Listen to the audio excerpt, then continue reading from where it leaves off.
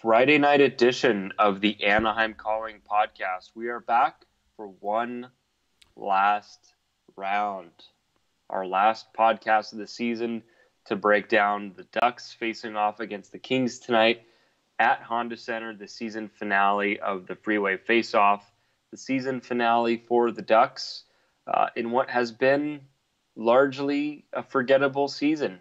Yeah. And that's something that we're going to get into as we go along here.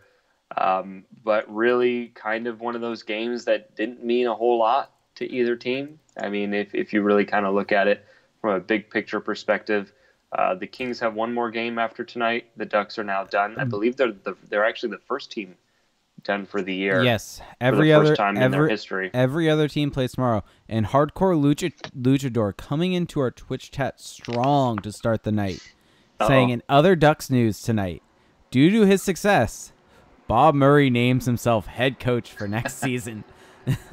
I really loved Eric Stevens' tweet saying he's going to miss the sweater vest look. The sweater vest is a good look. I actually don't mind it. Props to Bob Murray for that.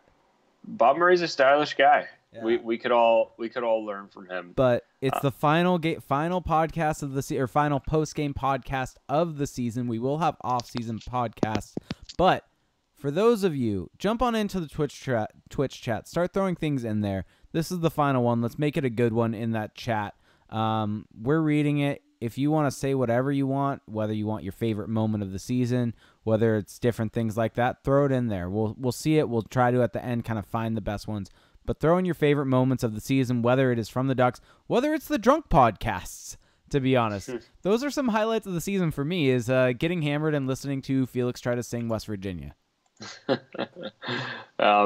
Yes. So, looking at tonight's game, not a whole lot of news to report. Andy Welinski sent back down to San Diego. Outside of that, not really a whole lot of roster movement.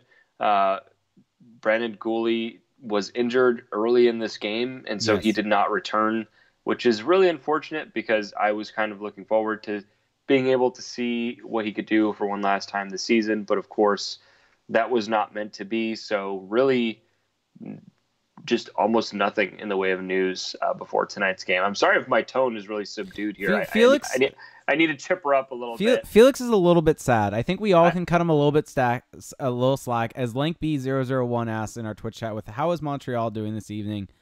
Felix's Montreal Canadiens tonight, because of Columbus getting a point or 2 points today, were sadly eliminated from the playoffs. So I know we give Felix a lot of flack for being a Canadiens fan, but let's lay off it tonight. He's mourning. He's in mourning of his team season. I mean, it's not really, in a way, this season for the Canadiens. It's been great. I think this is one of the most. They outperformed expectation completely. Honestly, it brought me back to some of the best times I've had watching this team, which has not been for a few years now. But it's still a tough pill to swallow because, I mean, this is a team that when Marc Bergevin took over, to me, was not that far off from being a true Stanley Cup contender. And they are not anywhere close to where they were when he first started. And so it's really difficult for me to reconcile that, this season was a feel-good story, but that's because expectations were so low. So yeah, but right now I'm just kind of processing all of that, and I'll come out of it with Felix, some type of takeaway. Look at it like this. At least you avoided watching them get swept by Tampa in the first round. Yeah, I mean, again, like the playoff berth would have been mostly symbolic. I don't think that, the Canadiens were going to beat the Tampa Bay Lightning with their plus 100 goal differential, which is just insane. Holy crap. That has to be a joke. I'm looking at the standings and it says plus 100. The next best team is the Calgary Flames at plus 64. That's a 36 insane. Goal difference. By the way, Lockdown Late Night, Justin, a really good friend of the pod, came to the watch party, gave us a pickleback shot actually at the watch party. So shout out to Justin. Said this is specifically at you, Felix. Take some solace in knowing that the Habs are the most winning organization ever, and remember that that is the reason no one outside of Quebec likes them. I mean, sure, I appreciate that. It was a compliment. It was a compliment. Sure it was meant to be a compliment. It was a compliment. That's a nice thing to be said. It's just tough because I just look at that team, that organization, and they have good prospects. Carey Price is still very, very good. I'm more of the mind now that he should be on the Vezina ballot than ever. I think he was a big reason why they were even in this race. But all this to say, it's still kind of unclear what the next wave will be for them. And they really need a star in the making. Kotkaniemi might be that guy. He might not be, but I don't know. It's just hard. It's hard right now. So I need to live it up. Let's bring it back to the Ducks here. There's enough Montreal calling for all of you out there. Yes. People with the amount of Montreal we just talked should be drunk based upon the drinking game. Yes. But so again, with the Ducks tonight, not a whole lot of news to report. And this game again, not meaning a whole lot for either squad. The Ducks defending like it didn't mean a whole lot early in this game. Final shot count was 46-33 in favor of the Kings. So it was a bit of a hearkening back to some of the not so glorious days of the middle of the season. Yeah, although if we want to, let's jump ahead a little bit because I have some heat maps up on the screen that I'll show to people. The thing the Ducks did well is even though the Kings had a lot of shots, they were kind of from all over the place. Mm-hmm. If you look at the heat map, it's not really focused in one area, and this was one thing I specifically noticed during the game is the Kings were really just kind of looking for point shots and then trying to get tips in front of the net and get rebounds. And so you're seeing that with kind of heavily concentrated areas near the points and then also another somewhat concentrated area in front of the net. So that means that the shots from the point were creating some rebounds. But you and I actually had both listened to the newest Hockey PDO cast with Kevin Woodley. And did you catch mention? Really good. Did you catch mention of this? That Kevin Woodley said you have a higher percentage chance of scoring on a shot from below the goal line than you do with a point shot. I think it's an unscreened point shot. Mm-hmm.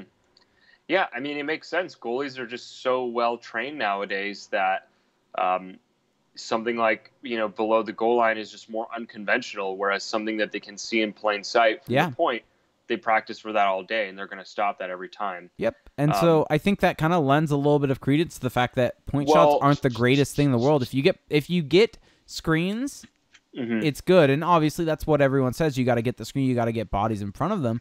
But just taking a shot from the point to take a shot from the point isn't always the best idea, even though we do focus on shots. So what was interesting about that podcast, and so Jake and I had a real good conversation last podcast about both on podcast and after. We kept talking for like an hour about the Vezina Award. Kevin Woodley, who's obviously very, very knowledgeable about the goaltending position in the NHL nowadays. He's one of the best out there.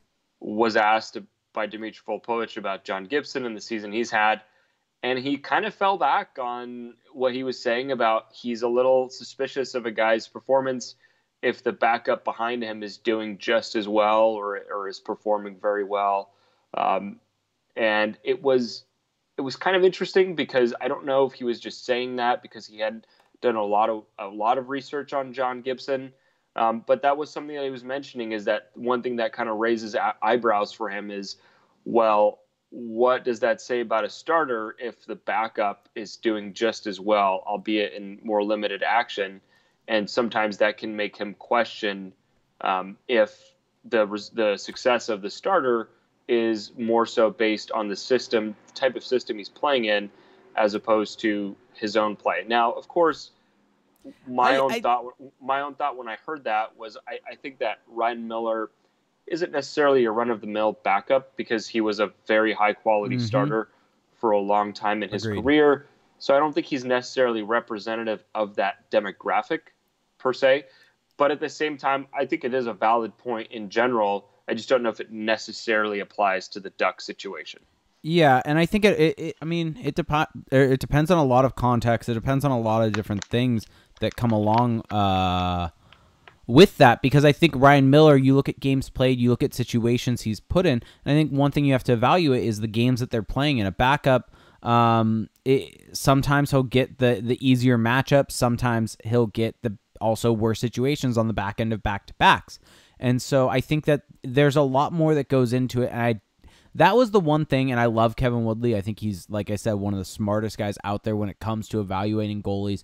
I have listened to him on a couple different podcasts way back when, and it was back when Gibson and Anderson both first broke into league, and he had a really good breakdown of the difference in styles between the two, and I think he was pretty spot on back then. I think that Gibson, he was kind of very critical about the athletic, that Gibson relied on his athletic ability a bit too much, and it kind of got him caught.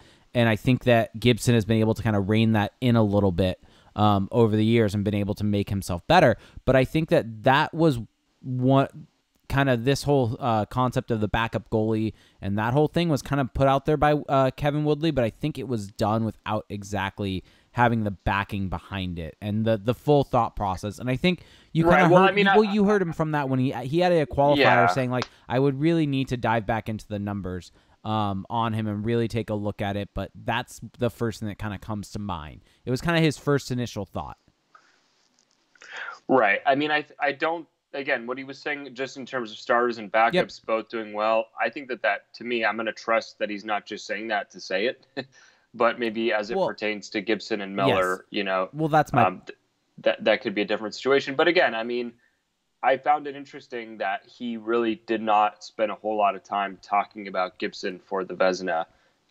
He did talk about Darcy Kemper a fair amount, which I found interesting. For a guy who spends that much time thinking and writing and analyzing goaltending with way better stats that we don't have access to, I just found it interesting that Gibson was kind of like not a big part of that conversation.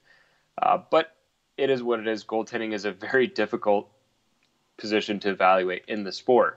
Now, one thing that is becoming increasingly less difficult to evaluate as the season is now over is the play of Max Jones. I mean, 2 primary assists tonight, and the assist on the goal by Corbinian Holzer to put the Ducks up 2-1 halfway through the game, halfway through the second period. I mean, this is one of the better assists you'll see in the NHL. I mean, and this is kind of, it feels weird to say already, but it's kind of like vintage Max Jones. This is what we've come to expect of him. I mean, you know, brings that puck up along the wall, going up to the point, and then just curls back, just a hard curl, just slams on those brakes, goes to his backhand, and then really protects that puck and just takes it all the way to the net, immediately goes to the net. You know, you'll see some guys pull off that curl move, but then they'll stay wide, they'll stay on the perimeter. He uses that space that he's gained to actually gain an advantage going to the net, and then just feathers it across to Corbinian Holzer, who is reliving his days as a forward in this situation. And a nice tap and goal to put the Ducks up 2-1. And I do want to give a shout-out to our good buddy,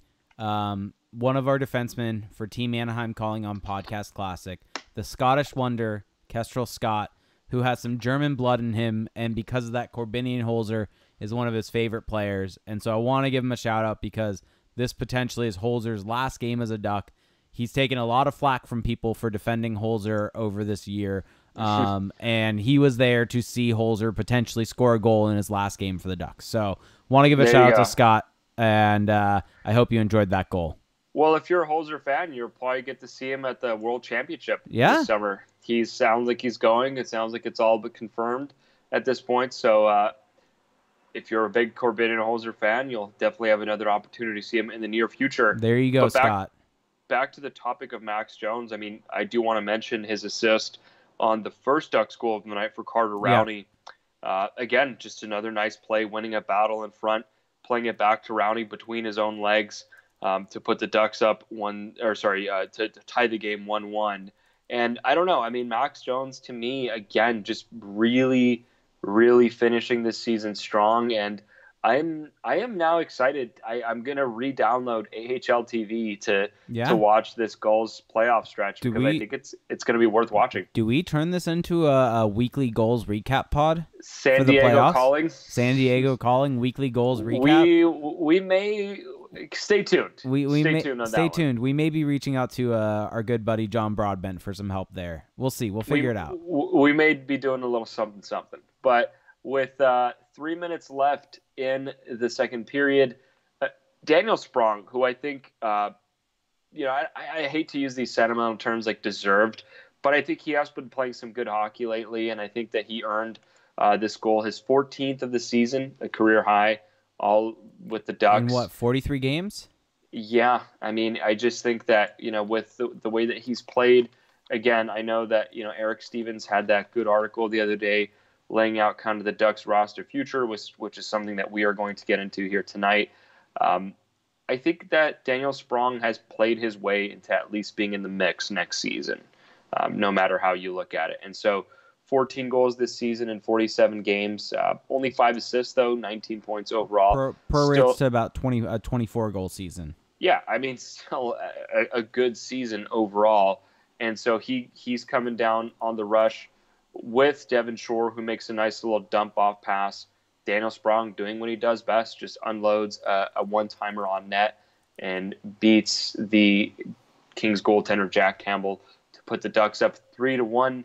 And then halfway through the third period, Jakob Silfverberg, who once again, I mean, I think it's pretty fair to say second half of the season, Jakob Silfverberg, best Ducks player. Did he single-handedly tank the Ducks tank? Sorry, let me rephrase that. Did he single-handedly sink the Ducks tank? No, I don't think so. I think he got close to. No, I actually disagree with that, because I think that with just the nature of the sport, one player, it's really difficult to have that kind of influence. And also, that's not what tanked the Ducks. What tanked the Ducks, so nullified their chances of totally bottoming out, is just that they didn't continue to be the team that they were. They fired Carlisle. They basically just became a normal, below-average NHL team again. Instead of a historically bad NHL team. Speaking of being historically bad and talking about the one and only Randy Carlisle. Well, hold on a second. Let's just finish up with this Silfverberg goal. Fine. So Jakob Silfverberg, shorthanded, finds Sam Steele, really nice feed into the slot, just kind of goes in, draws the defense, and then just feeds it back against the grain to Sam Steele. Again, really nice chemistry between those two, as we've talked about. To me, it's not one of those goals that's going to make the highlight reel. It kind of shows just how shitty the Kings defense has been this season. But it's a really nice play. And again, for Sam Steele, a guy who I was pretty down on for most of the season, he's finished on a really good note here. And I did want to underline that. And I think we saw all the kids played well for the Ducks down the stretch, and I think a lot of them really kind of had their stocks rise, and I think that's what you want to see, because we saw development, we saw improvement, we saw not only with the Ducks but with the goals. If you look at kind of where they were at to start the year to where they ended up now, they really, really improved. And I mean, look at Max Jones, for instance. I think. We were pretty low on him coming into the season, to be honest. Part of that due to injury. Didn't know. We just didn't know what. We just hadn't seen him, and so we ended up getting to see him. And to your point, he's looked really good. Yeah, and so really quickly, what I wanted to mention though, I found this very, very, very interesting. Broadcast. I'm now trying to recall exactly when it came, but they were talking about the Ducks' play, and specifically within their own zone, and how essentially kind of the Ducks have improved their play. And it was kind of a very and they said since the coaching change, the way they worded it, was since Bob Murray took over behind the bench. No mention of coaching change, firing, anything like that. But a big reason for the Ducks' improvement has been a change in the defensive zone structure. Right. I mean, this is something that they've talked about a lot in terms of the Ducks, going from a team that played a man-to-man defense to a zone defense where guys are assigned a zone, kind of an area of the ice that they are responsible for. And then from there, you're not so worried about marking a man. Yeah. And what's interesting to me about that, and I haven't really delved into the film. I haven't either. It kind of checks out just based off the numbers, but I haven't really delved into it, so I can't totally sign off on that. But what's interesting hearing that, especially from a guy like Brian Hayward, who watches a lot of hockey, played in the NHL, I'm going to trust that kind of stuff if he says it, is that if you go back to the Colorado Avalanche under Patrick Waugh, who were one of the primary examples, kind of like this year's Ducks team pre Bob Murray being behind the bench, as one of the true train wrecks of the analytics era in terms of being so porous defensively, is that they were cited as being a team that played that man-to-man style, man-to-man defense, and that guys going into camp, for Patrick Waugh said, wow, I haven't played this style of hockey defensively since junior, right? And which is, of course, makes sense because Patrick Waugh was coming back from coaching in junior with the Quebec Remparts. Yeah. And so it's just interesting to hear that this style that is at best antiquated is also one that the Ducks were using. Now, again, it's hard to say if that was truly the issue because, again, Randy Carlyle has been the coach of this team or was the coach of this team for 3 years, and it only truly bottomed out this year. I mean, you'll recall the first year that he was coaching, they made it to the Western Conference Final. Now, of course, how much of that was actually him, we can, of course, debate that all day long, but it's not like their strategy, their tactics was completely submarining them. And so it's tough to put this entire season on Randy Carlyle. Do I think he was a big part of the issue? Yes. And I think that what has happened since he has left is a testament to that. Mm-hmm.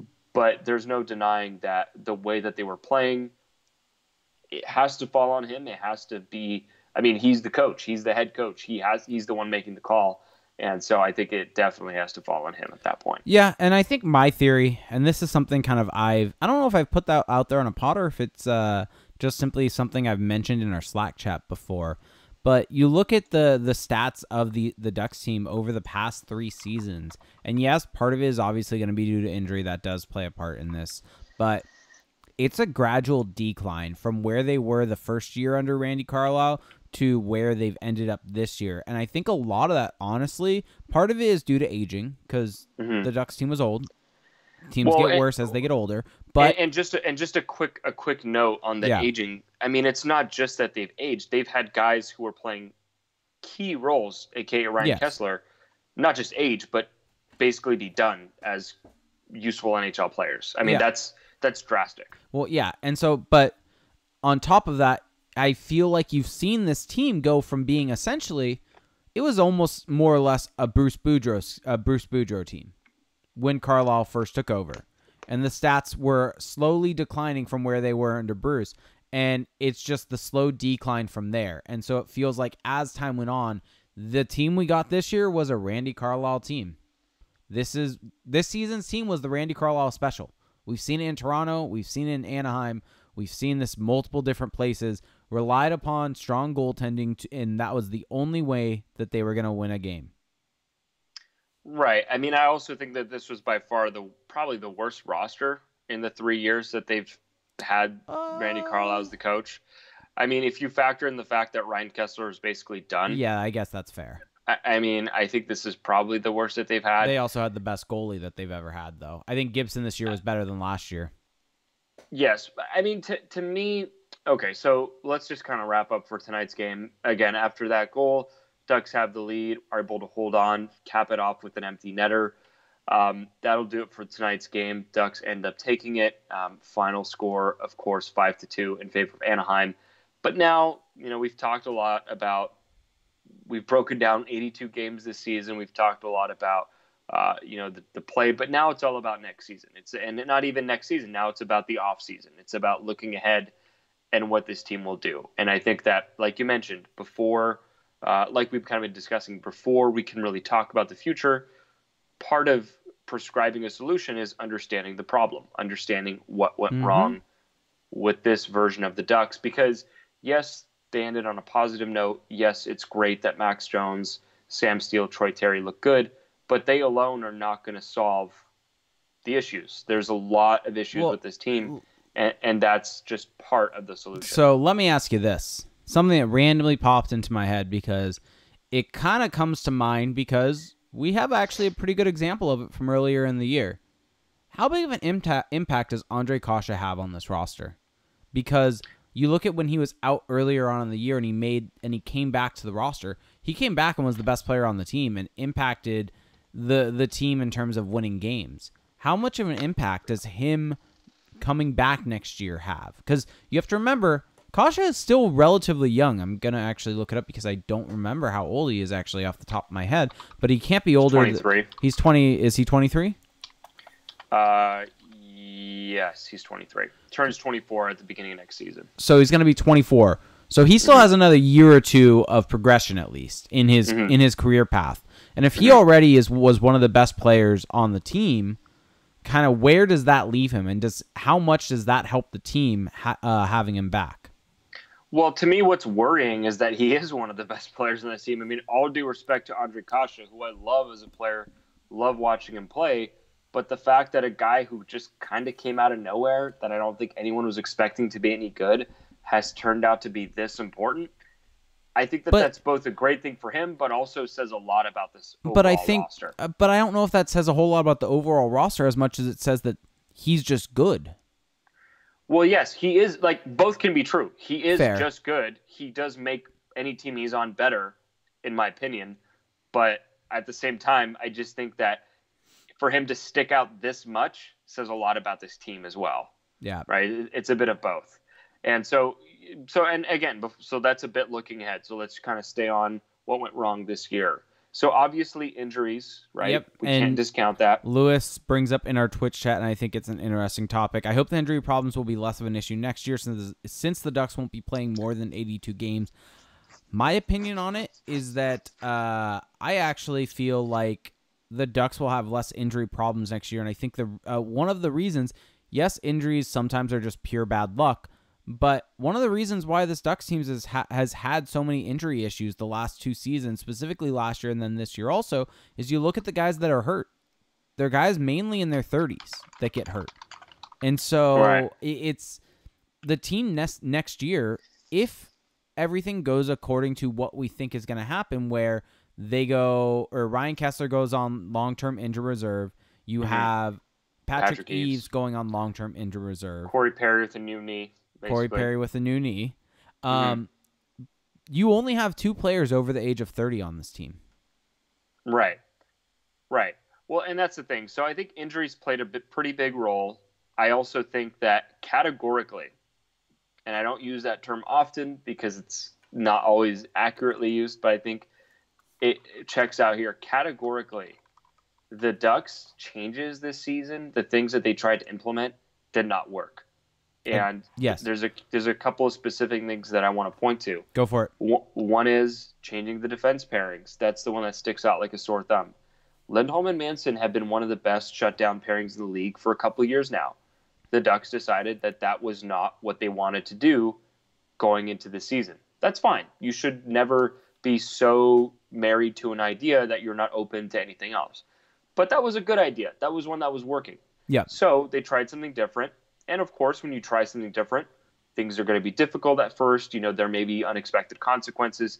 You want to at least see it through. But the splitting of Lindholm and Manson and putting Lindholm with Montour and then Fowler with Manson was such an unequivocally just agreed upon disaster. Everyone agreed that this was just a complete misstep. You could see it on the ice. Yeah. You could see it in the numbers. Unequivocally, this was just a disaster. Yep. Up front, they tried to make some changes there as well. And, what was in the reverse, what was frustrating about that was it felt like some of the changes were positive, right? Like breaking up the shutdown line of Kessler, Cogliano, and Silverberg. And but then when things got a little rocky, right, they went back to it. And to me, another misstep, because Ryan Kessler wasn't capable of playing those minutes anymore, and yet they were still trotting him out like he still could. It wasn't really until the coaching change happened that his minutes started to get limited at all. Exactly. And so to me, I just think that you can just look at these things and they're black and white. This isn't just, people think that, you just don't like Randy Carlyle, he's old school. No, there are things that you can legitimately point to that did not work. And it cost the Ducks their season in some respects. And so all of this to say that I think that that's where things went wrong. Now, I think, though, that the healing has begun. Trading Brandon Montour, an important first step, in healing that blue line. I think that he was a negative. Even with a new coach, I think he would still have been a negative. And so I think bringing a guy like Guhle kind of sets the clock back a little bit more. But now the big issue that the Ducks face is that they no longer really have the vaunted depth that they had on the blue line like they used to, right? You basically have that nucleus of Fowler, Manson, and Lindholm, and then you have Brendan Guhle. And outside of that, you kind of have a hodgepodge of guys who could be something. Josh Mahura could be something. Jacob Larson is something. That something might not be that exciting. Jacob Megna, these guys are, they're depth guys at best. And so that's an area that you want to see bolstered. Mm-hmm. Yep. How do you do that? And the thing is, we've talked a lot about maybe you trade Adam Henrique to improve your blue line depth. Okay, that's fine. But then if you trade Adam Henrique, now you have a new hole, right? Center depth. If you look at the Ducks center lineup right now, Getzlaf, Henrique, Steele, and then after that, I mean, you got Rowney and Shore. Rowney, Shore, and Shore wasn't even brought in as a center. No, he was acquired as a winger. And so if you trade Henrique, you have a new weakness all of a sudden. And so all of this to say, the continued solutions aren't so clear, at least from a trade perspective. So my question to you is, how do you keep moving this thing forward? Is this a summer where maybe less is more for the Ducks, where change for the sake of change maybe isn't the right call?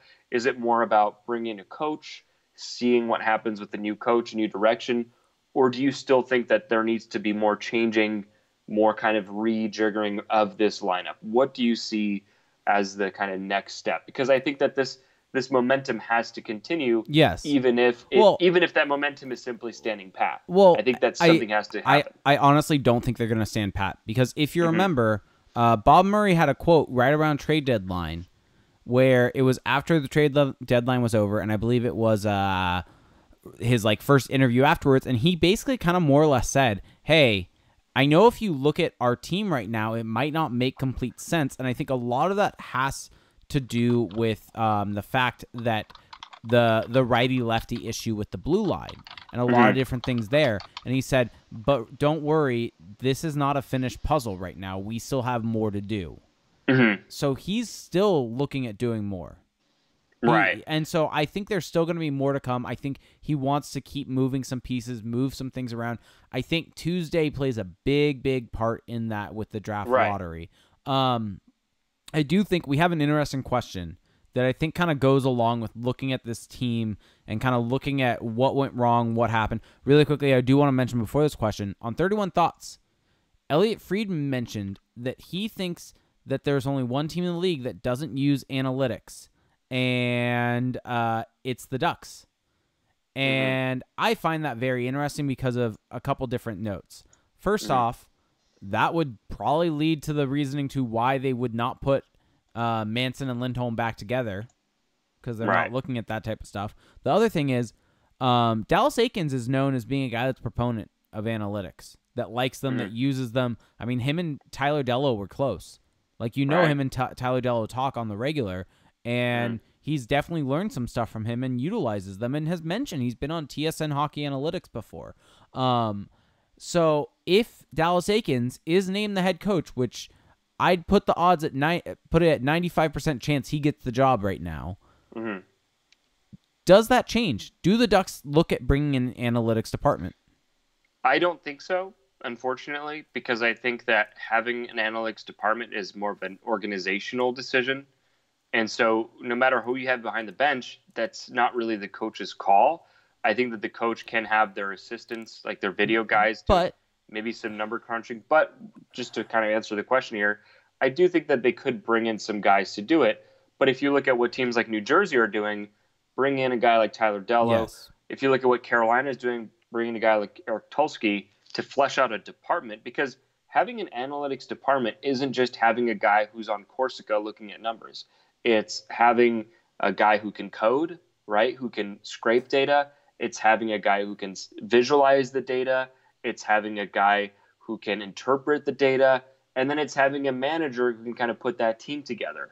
So it's a full-on investment if you really want to get the most out of it, right? There's a lot that goes into having an analytics department that's going to be a positive, not just one having one Yes. for the sake of Yes. having one. Yes. To pay lip service to the people on Twitter who But- are going to scream about it.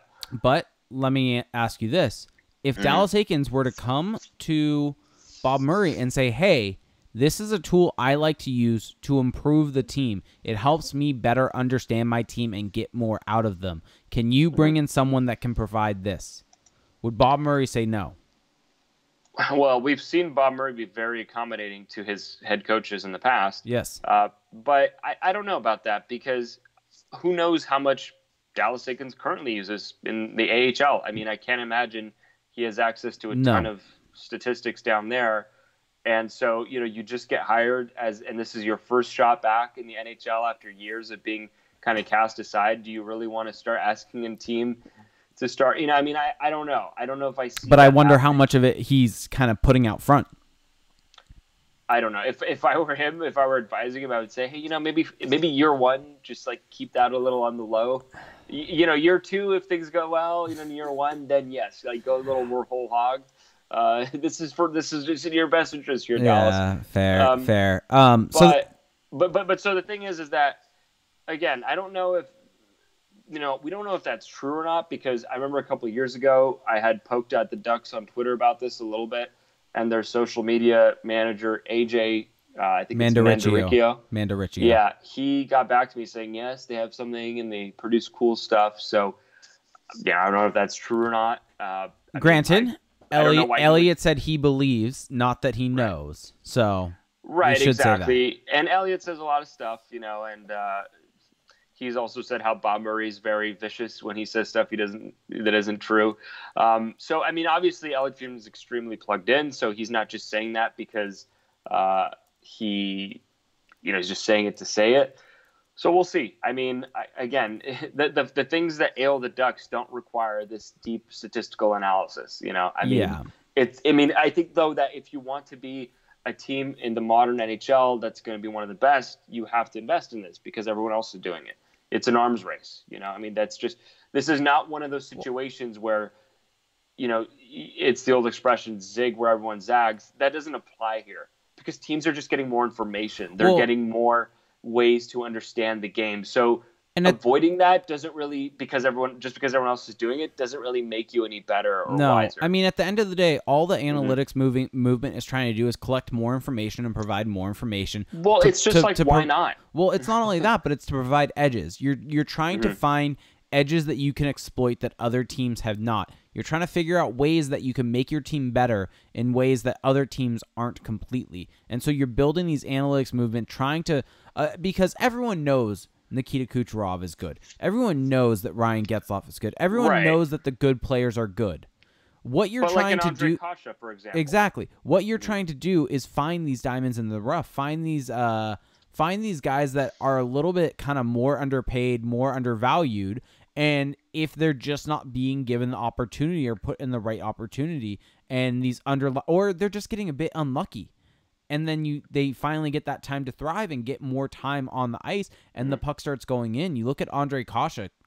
Kase, I mean, now I'm trying to think how many goals he had. Ondrej Kase did not start getting regularly into the lineup until he started scoring goals. Yeah. He was already carrying play, helping influence the shot attempt battle, but he didn't really start getting consistent time until he was a goal scorer. And this year he started scoring goals. He had 11 goals in 30 games. Well, right. And last year I believe he had 25. He had 20.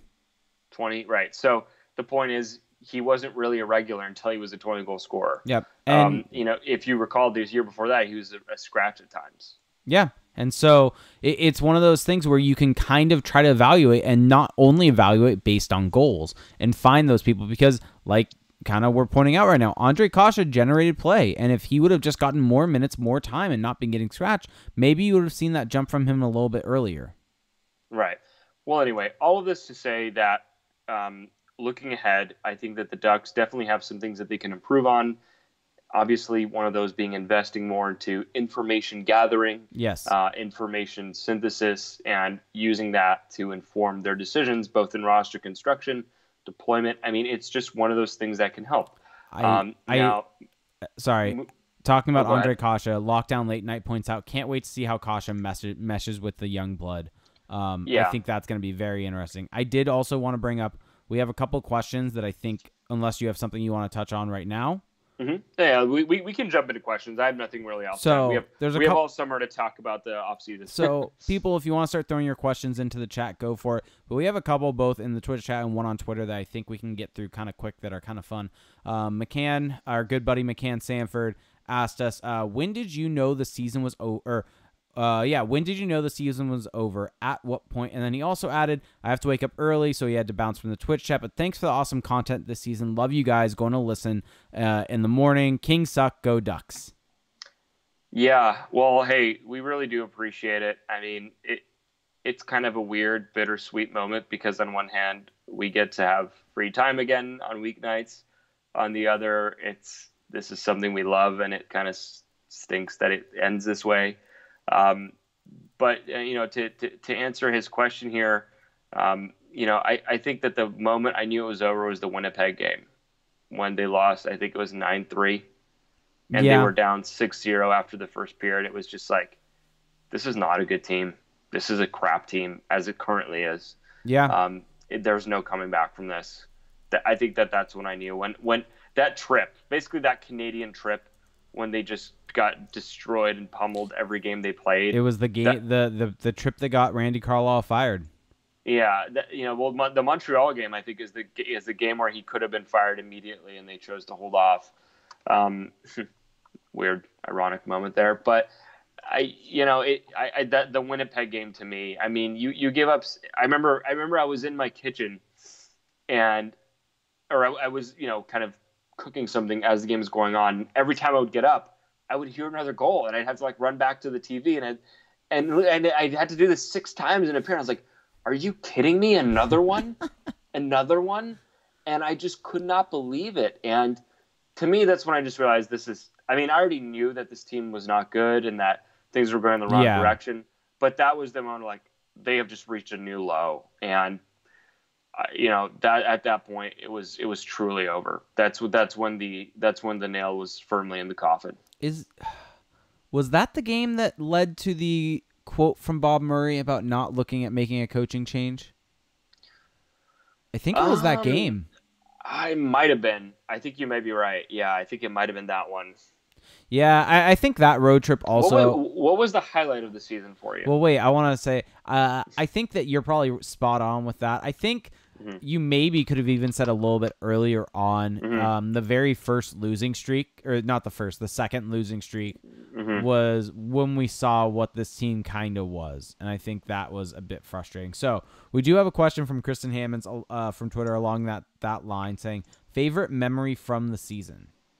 Oh, well, that goes with what I was just asking.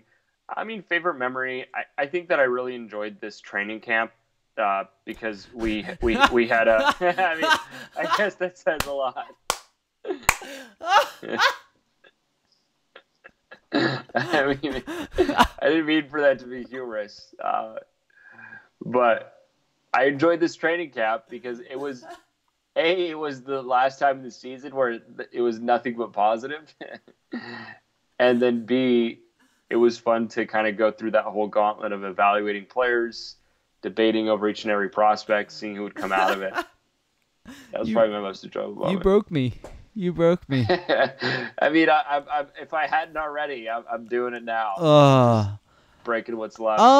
What was my most enjoyable moment? I mean, this season was crap. Let's be real.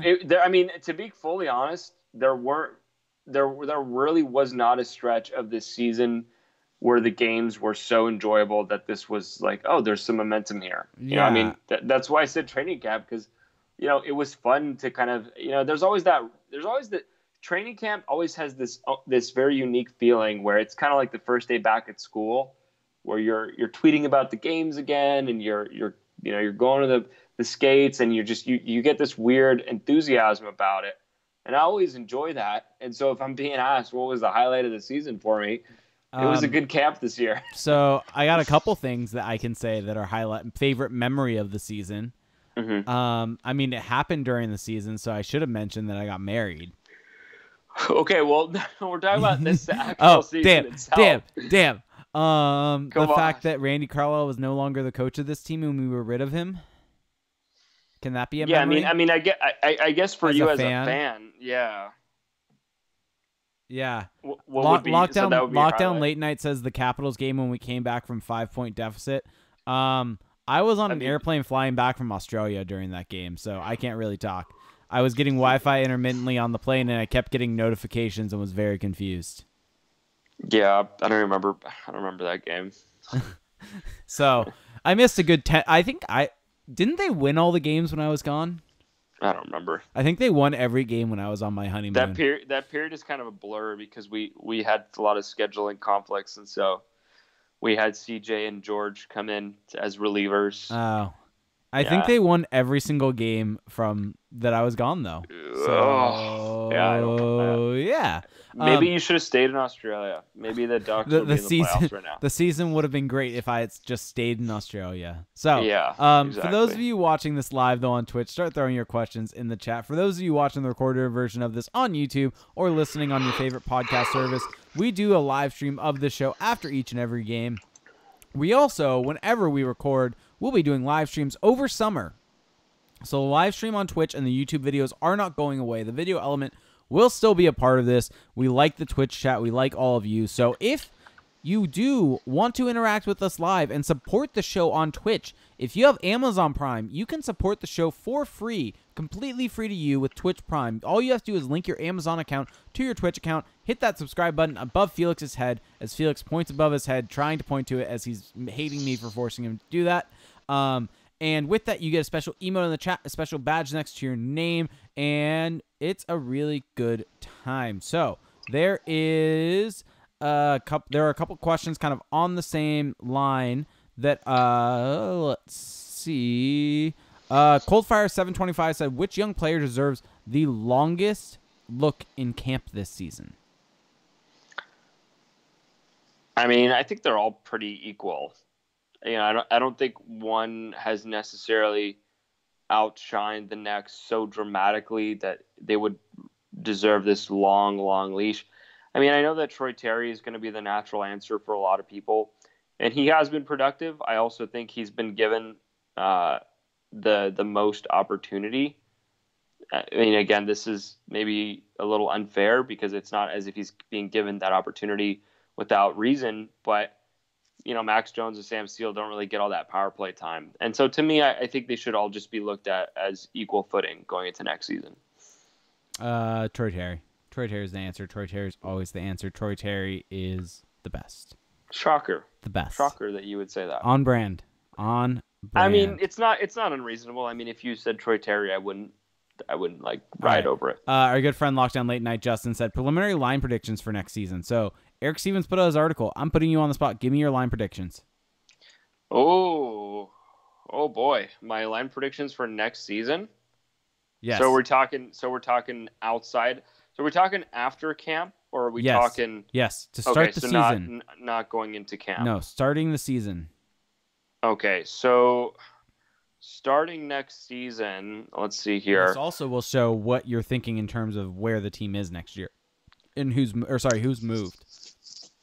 Yeah, I mean, I think for next season, it's a lot of experimentation for me. I'm assuming nobody's moved because I can't predict. That's not actually fun. no. I'm going to hot take. City. Don't cop out. Hot take city, because we have to leave the people a little spice for the summer. I gotta heat up their summer. There's nothing more spicy than Felix. I'm keeping Raquel Steele Solberg together because that's the only thing that seems to have worked late in the year. I'm keeping them together. And then after that, I'm going with Jones, Getzlaf, and Terry. And then my third line, I'm going Shore. Oh, God, this gets weird. Wait, what was the line that you just said? Oh, man. I'm going Jones, Getzlaf, Terry. Okay. Jones, Getzlaf, Terry. Dude, this is going to get weird. You still got Richie. You still got Richie and Kasha. This is going to get weird. And you got Comtois. And Corey Perry. And Comtois. And you forgot Corey Perry. And then I'm going to go with Richie, Rowney, Perry as my fourth line. And then for my third line, I'm going to go Shore. Jeez, I'm running out of centers. I guess Shore is going to be my center for my third line with Comtois and what about Rowney? Kasha. I said Rowney. Oh, where did you say Rowney? Sorry. You're not listening to me. No, I'm not. I was looking at the chat. I said Richie, Rowney, Perry for my fourth line. Oh, okay. Corey Perry's a fourth liner on my balanced team. On my forward lines. So team. You made the prediction Adam Henrique is gone. Yeah, I think he's the most likely. I think he's the easiest to move. But I'm going to go one step further. Oh. Because I am putting myself on the throne. I am putting myself. I'm pulling a Napoleon. I'm coordinating myself. It's Game of Thrones season. Felix just took the throne of Westeros. He's making all the rules. My blue line. Hampus Lindholm, Josh Manson, Brendan Guhle, PK Subban. I got Felix is on board. He's on board. Maybe not PK Subban. How about Jacob Trouba? Yeah, let's go Jacob Trouba. That's more realistic. And then I'm gonna go with Mahura, Magna / Larson as just a medley of those three as my third pairing. So lay out the deep pairs one more time. So I'm trading both Fowler. And I'm doing both. Wow. I'm trading both. Wow. I've seen enough. It's been a decade, and people are still trying to convince me that Cam Fowler is some. We need to see more of Cam Fowler. For whatever reason, we haven't seen enough. We need one more season just to be sure. Right? Felix is wheeling and dealing. I'm done. I'm trading him. I've kinged myself. I've crowned myself, so I'm going to use that power. Trading Cam Fowler. Trading Adam Henrique. See ya. Pack you know what. You're out of here. And I'm bringing in draft picks. I'm bringing in prospects, cap relief, and maybe I'm sending a contract along with Cam Fowler to the team that I'm trading him to. Maybe a little less return, but a contract that I don't have to deal with.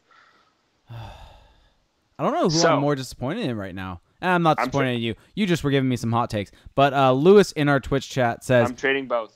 Lewis in our Twitch chat said, I can't wait till Game of Thrones is over because it's a trash show and I don't know why people like it. I've never watched it, so...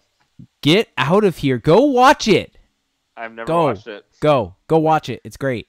You're wrong. You're wrong. You're wrong. That's going to be our off-season show. We're just going to watch every episode of Game of Thrones and podcasts after it. There we go. Yeah, no, I am actually not just being a hot take artist. I would trade both. All right, because I think that they have the most value on this roster. Want my lineup though? Want my take at it? Yeah. So let me just go line by line so we can see if I don't agree. have to wheel and deal. Fine. So I'm going Ricard, Raquel, Steele, Silfberg as a line. Do you keep them together? Yes. Okay, and then my second line, I had Jones, Getzlaf, Terry. Thoughts? Yeah, I like that because I like Jones and Terry together. Yeah, and I like... you know what I don't love, though? Is I kind of want Kasha next to... I kind of like the idea of Jones and Kasha both next to Getzlaf. But let's just stick with it for now since we're not going to be here forever. Say that one more time? No, I kind of like the idea of Jones and Kasha next to Getzlaf. Just two puck retrievers, two puck hounds that have some touch. I don't like the idea of Jones being with Kasha. Yeah. Well, okay. So I'll just stick with my original. So Jones, Getzlaf, Terry. I feel like that's solid. Yeah. And then my third line, or I guess this is kind of like my 3A, 3B. I have. Let's see. I have Richie, Rowney, Perry. Richie, Rowney. Yeah. I mean, so wait, are we just ignoring Sprong then? So on this team, he's kind of like the extra forward. I mean, I don't, unless I put him as an extra on his off wing, and then I would have. I guess you could do Sprong. You could do Sprong, Shore, Kasha. I mean, if you wanted to do that. Yeah, you could do that. Just an all skill line. Yeah, we could. And then this is assuming that Kessler's done and Henrique is gone. Yeah, and I think that Henrique being gone, I completely agree with. I don't think Fowler's gone. I think if anything. Well, again, I didn't say I think he will be. I just said if I were giving myself the power here, I would do both. Well, I think the reason why not is that I think that they're gonna try to bring in a right-handed shot, and I think if they move Henrique and bring in a right-handed shot, then they're pretty good on the with their D pairs and D setup. But then just to be clear, their centers would then be Steele, Getzlaf, Rowney, and Shore. Steele, Getzlaf, Rowney, and Shore. I mean, So well, three third line centers and a second line center at that point? dependent on where they draft. I think that, and Sure. not even thinking Hughes or Kako, but let's say they get a Cousins and Cousins impresses Sure. and gets a draft. I mean, yeah, sure. So, but like even still, that's not a strength for them next season. Or does Lundestrom take one of those spots? No space. I mean, AHL? at that point you have to trade a guy or you have to move a guy out. Well, and I think that's why knowing Bob Murray, because obviously I'm close friends with him, so I can read his mind. I think he'd rather have his phone number. I think he'd rather give Lundestrom another year developing than have to make a trade for a guy who's already signed. Well, I think that's just kind of what he's shown. By the way, I'm also not including Max Comtois, I think, in my list here. Is Max Comtois gonna make this team out of camp? I mean, if he does, like, that's the thing, is he could make one of these guys expendable. Like, the guy who I think I'm kind of circling here, you know, if you want to play the Jaws music in your head right now, the Jaws theme music, Nick Ritchie could be in trouble. And it's weird to say because it's not like he's a problem on this roster. And I think he's a good value contract, but they're just running out of room on the wings. And, you know, if you bring in a Max Comtois, there's just not enough room for him, especially if they don't trade Adam Henrique and you have to slot Shore at center. Yeah, I could see that. Defense, I disagree. Going to what you had said on the defense, I think that it needs to be. I don't think Fowler gets moved. I just don't. But Jake, just to be clear, I didn't say I think he gets moved. I just said I would do it. Fair enough. I don't think he gets moved though. Yeah, I agree with you. We're on the same page there. All right. What other questions do we have? Keep throwing questions into the chat if you've got them. Oh, wait. So Georgie Khan has a take that he probably didn't think would actually go anywhere. He said worst take awards goes to. So let's actually do this. This is going to be kind of fun. What do you think was your best prediction of the season? So the one that you I know my worst. And what was your worst? Okay, so then give us your worst. My worst was the fact that I said Buffalo to the conference final midseason. Oh, no. Let's stick to the Ducks. Stick to the Ducks. Ooh. Yeah. So your worst Ducks take the season. Oh. Just so we can be transparent here. Oh. They were, I mean, none of my Ducks takes are ever bad. Yeah, of course. With the full disclosure that Jake is never wrong. Exactly. What were you less right about? I think I was the least right about. Let's go Carter Rowney or Devin Shore. Okay. I think that they both impressed me the most. Right. As the season went along, and especially Shore. I think Shore really improved and kind of showed us more what he had than what we thought, or what I thought, because I was very, very down on him for the first month that he was with the Ducks. And so the thing I got the most right, Troy Terry is amazing. Ooh, okay. No, but actually, I should deserve some credit for being as high on Terry as I was. I mean, if you throw enough poo at the wall. But I got ridiculed because of how much I got ridiculed. If you fling enough dung at the wall. How much I got ridiculed for my Terry opinion early on in the season. Yes, because he was playing like shit. I deserve some credit. Oh my god, he wasn't even shooting the puck. I deserve some credit for the fact that he got a lot better as the season went on, my opinion on Terry so is you're like valid. Mark Bergevin saying he has a successful season as a GM. I moved the goalpost so far back, I was able to get past All right, give me yours. Okay, so I have a couple of different ways I could go with my worst take. To no one's surprise. Hashtag Felix was wrong. So save the jokes. I think one of the things that I didn't see kind of falling off, I kind of just assumed Ryan Getzlaf would be Ryan Getzlaf this season and would be, the kind of dominant center, the point per game guy. I just kind of baked that into my predictions. He wasn't that this season. I mean, there's, of course, you could dive into the stats. You can maybe see if, it's not just, the fact that his production waned, maybe that it's just bad luck. But even on an eye test level, I don't think Ryan Getzlaf was as noticeable this year. He had 61 points in 56 games last year. This year, he had 48 points in 66 games. I just don't think he was as good. And he's 33 years old. He's going to be, let's see here, he's going to be 34 by the time next season starts. And for this team, if this team wants to get back into the playoff picture, like that's going to need to at least not course correct, but hold. He can't continue to slide like that, because a lot of them remaining competitive in recent years has been Ryan Getzlaf still being so good. And I think he can maybe be good for another season, but that kind of gentle decline, I think that we saw it for the first time this year. And that's something I got wrong. And what's your best take? I know what I think your best take is. I don't know. I can't really think of something I was so gung ho about. It's not something you were public about that you is your best take. My public? Oh my God!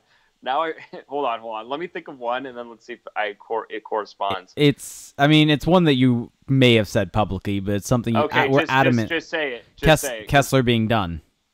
Oh yeah. So I said that 2 years ago, actually. Yeah. No, I was pretty bullish. You were amongst our very much staff that Kessler was done, and people really pushed back on that against me, and I was one of them. And I kind of just was like, no, he's done. And I think I said that last year. I think last January was when I started saying it, and it turned out to be pretty true. Yeah, so I'll go with that. Thanks, Jake. Thanks for giving me a free one because I really couldn't think of anything there. I'm going to go with Ryan Kessler being done. You're welcome. My best take. You're welcome. And I'm not happy to be right about that, by the way. It's not like I want his career to be over, but as far as predictions go, I think that's probably one of the ones I got. Lockdown Late Night, I don't know if you would know off the top of your head he said overall first and second favorite games this season. I can't honestly think of one. Doesn't come to mind right away, to be honest. So my favorite game that we covered this season, honestly, I think that my favorite games, like if I'm just going to kind of group them together, I think that my favorite games were the ones really early on where we were kind of really keen on seeing what these young kids could do in the lineup.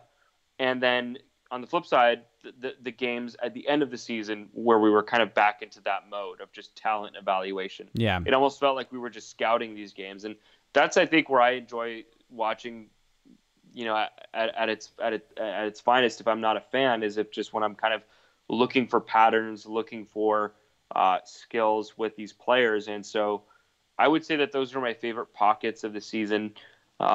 And then as far as a specific game, I don't really have one off the top of my head, but those were my favorite times of the season. I think for me, honestly, which coincidentally were not the double-digit losing streaks. I think for me, honestly, the favorite games of the season all have to do kind of with pod-related stuff, simply because of whether it was different things that we did on the podcast. Because quite honestly, like I said, this season was crap. And so a lot of my joy and enjoyment from the Ducks came from talking with Felix and interacting with all of you. So, for me, probably that LA game where we had the watch party and had the drunk pod, the very first big drunk pod against the Penguins where you and I got very, very drunk that night. Yeah, I think my highlights of this season were probably the drunk pods. Those were maybe just as easily the lowlights were the hangovers that came with them. Matt, Justin, and Bonnie and Bob. They're the biggest culprits. My liver will never be the same. You guys ruined it. Speaking of Matt, diehard24 fan 24. So Matt said, question, you guys mentioned on Twitter about Richie imploding in the third period once again and us having so many wingers. What do you think we could get in return for him? Not a whole lot. I don't think he's worth trading. That's why I agree. I think he has more value on this roster, but a third rounder, a second rounder. I don't think you're getting a roster player for him unless it's some type of hockey trade, which is usually a bad trade. I don't know. I don't think he has any value as of this point on the trade market. Yeah, and I think that's kind of why he doesn't get moved. Stevie D on the topic of Richie said, can Richie play any other position? I just like him all around. I think if he could play center, he'd be interesting. Yeah, I don't think he plays center then. No, he's not a good enough skater. No. Eric the H asked, how many goals do you think his boy Kasha scores next season? I think he's around 20-25. By the way, Silverberg tonight setting a career high with 24 goals. Yeah. So what was that? I think he hits about 20 to 25. I say next 30. Season. Nah. Going out on a limb, 30. I think he's going to get hurt. 30. I hate to predict that, 30. but I feel like he's 30. one of those guys who just misses time. 30. NJ Doubles Fan 68 says, who will be a surprise call-up with Eakins next year if Eakins is the head coach? I don't think there's going to be any surprise call-ups. I think everyone that can be called up is going to be up. Yeah. So my question for you, and we should maybe start wrapping this up, Ryan Getzlaf next season, over, under 50. Do you think he hits 60 points next season? Yeah. I think a full. So that's a 12-point rebound. I think the qualifier is if he's healthy and plays in 70+ games. I feel like he's not, though. The qualifier he hasn't played 70+ games in 2 years. Yeah. So maybe next season is the one. But so assuming he misses 10 to 15 games, which is kind of becoming the norm for him. If he's at 70 games, I could see him being over 60 points. Okay. So realistically, he's not. Lewis asked how many chicken nuggets did JC end up eating. I think it was over 30. That's a lot. And I think CJ and I each were in the over 15 range. So we ended up taking down 60 or 70 McNuggets. So, Jesus, that's yeah. Brutal. I think that's probably going to do it for questions, though. So really quickly, before we start getting into our plugs and different things like that, I do want to say something. I know you'll probably want to say a few things, but I do want to say a sincere thank you to everyone out there. Felix and I kind of took a little bit of a leap this year with adding the Twitch element, and there were some learning curves early on, and then adding in YouTube, and there were adding in Patreon, and basically everything we've kind of added this season. And you all have been there supporting us, helping us, being there for us. And essentially, we wouldn't be doing this without all of you. And so from the bottom of my heart, I really need to give a sincere thank you. We love all of you. You guys make us doing this worth it. You guys support us. You guys help us. You guys in the Twitch chat. You guys that support us on Patreon. The people on Twitter. Everyone around. You guys make it so we want to keep doing this and keep pushing and keep getting better and better. So thank you so much. And there's going to be more to come and more bigger and better things pretty much. Absolutely. I mean, it kind of sucks to go out this way. Yeah. But really, I mean, we kind of, for us, we again basically do this as a hobby. I mean, we're not, but Jake and I both have day jobs. Some might say we should stick to our day jobs, but based on our opinions. But really, I mean, we just do this because we love it. We're both huge hockey fans. And we do this because we love talking about the game, breaking it down. We love interacting with everyone. And we're just realizing that we have something special here. Yeah. And we can keep taking it to that next level. And that started last season. Yep. And this season, it kind of took on a new form. And I think it's only up from here. Yep, and we set some goals going into the season, just kind of internally, us two, just kind of talking it out, and we've kind of surpassed all of them. We wanted over 100 podcast reviews. We're over 100. We wanted to hit a certain amount on Patreon, and that's why we had that stretch goal, and we crushed that now. We wanted to make sure we were over 1,000 listens an episode, and basically every single episode from this season has been well over 1,000 listens on audio format, and so that's on top of the YouTube videos we get views now we get. So all of this is just a big thank you to all of you for the support that you've given us this year and interacting with us. Yeah, and the last couple things I want to say is that, I myself am an avid podcast listener. I listen to a multitude of podcasts, and they help me get through the day. I mean, they help me get through tasks. They help me get through whatever it is, whatever it is, right? And so thank you for allowing us to be a part of your day. I mean, that's really what it comes down to. You have, in this day and age where in terms of media, sports media, you have all the choices in the world for you to choose us, whether it's to listen to us one time, for you to listen to us twice a week, for you to listen to us every single episode, for you to be a Patreon supporter, whatever it is, that 1 minute that you listened or more, we can't really thank you enough for that, because we understand as listeners ourselves of shows what that means, that we're a part of your day. So again, thank you.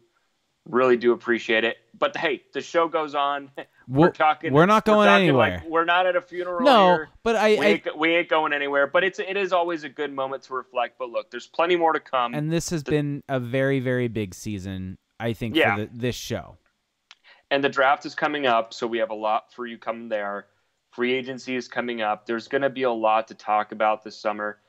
We are going to scale back because I think that we are all going to benefit from a little time off here. But for the hard-hitting stuff, for the news, for the big events, we are going to have you covered every step of the way. But I think we can all benefit from all being a little away for a period of time. Just a little bit. A little rest and relaxation. Like we said, there may be some things coming with the goals. We'll see what we're going to do. We got some things in the works. Absolutely. So on that note, guys, thanks a lot for listening. Really do appreciate it.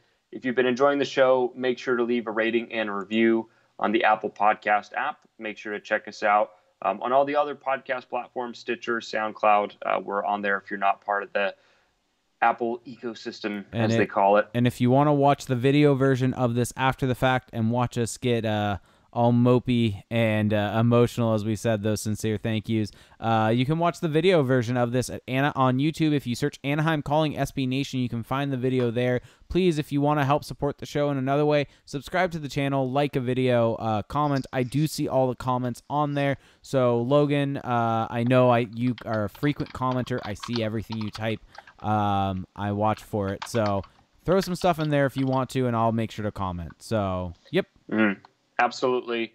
And of course, go ahead. I was just going to say, and also, sorry, we're adding on some more thank yous, but thank you to everyone else who has come up and said hi. If you're ever at a game and see me or Felix, don't be afraid to come up and say hello. We love meeting people that listen to the show, that interact. At the end of the day, we do this for you, like we've said, and the more that we can talk, the better. And so to everyone that we've met this season, and to everyone we're going to meet in the future, thank you. Absolutely. And, if you want more content, if you want a broader spectrum of topics, I definitely recommend that you subscribe to our Patreon page. I think that the Patreon page is actually going to have a nice little growth this summer. In the absence of the regular pods, I think we're going to find a way to grow that a little bit. No specifics on that, but I think now is a good time to invest. It's $5 a month for 2 additional pods, as well as patron exclusive Discord chat where you get to interact with us and help us choose future topics, help us make suggestions just on how we can improve, talk hockey, whatever it is, we've got you covered. So definitely check that out. That's patreon.com/ACPod. And finally, you can check us out on social media. Jake is on there at ReindeerGames91. I'm on Twitter at Felix_Sicard. That's AnaheimCalling.com at AnaheimCalling on Twitter. That is going to do it for us, guys, tonight. That is going to do it for us this season, and we will talk to you at the next pod. Have a good one. Goodbye, everyone. Bye. Goodbye.